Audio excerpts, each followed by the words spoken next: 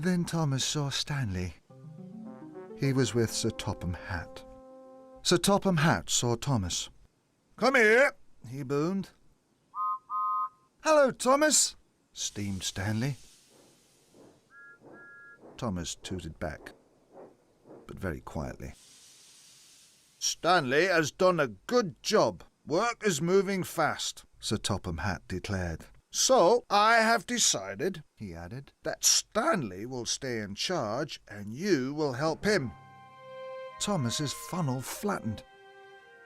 Stanley was to stay in charge? Thomas had lost the most important job of all, the job he wanted more than anything else. That afternoon, Stanley asked Thomas to shunt some freight cars. "You're the best shunter ever, Thomas," Stanley chuffed cheerily. "I will be back for the freight cars very soon."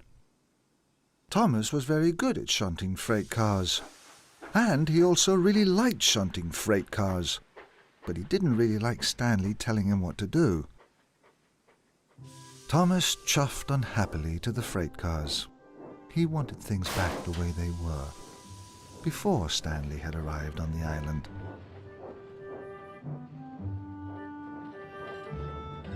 Thomas shunted lots of freight cars. Stanley had to take them up the steep hill out of the town to the wharf. Suddenly, an idea flew into Thomas's funnel. "If I shunt an extra long line of freight cars, Stanley will never be able to pull them," he puffed to himself.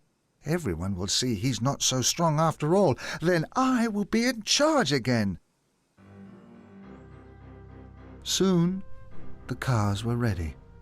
They were very, very heavy. Stanley chuffed back.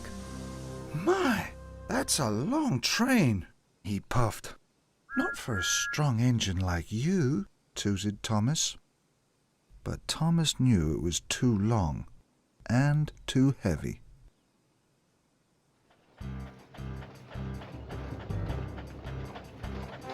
Stanley started up the hill.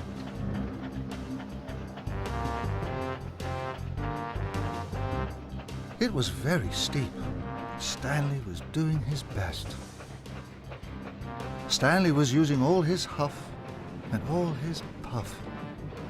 The trucks clanked, creaked. The train was far too heavy.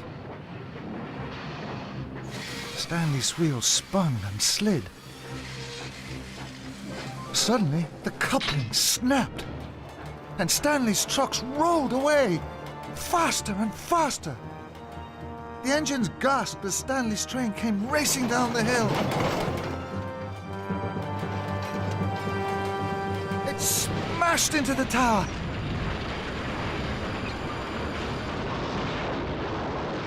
As the tower crashed to the ground, bricks and dust exploded everywhere. All the hard work was wasted. The engines gasped in horror, and Thomas felt worst of all. He knew it was all his fault. Sir Topham Hatt and Miss Jenny came to see what had happened. "This is a disaster," boomed Sir Topham Hatt. "Thomas," he asked, "why did you shunt so many freight cars for Stanley?" Thomas felt terrible. He knew why he had done it, but he couldn't tell Sir Topham Hatt and the other engines. He felt too ashamed, so he said nothing. Sir Topham Hatt was very cross.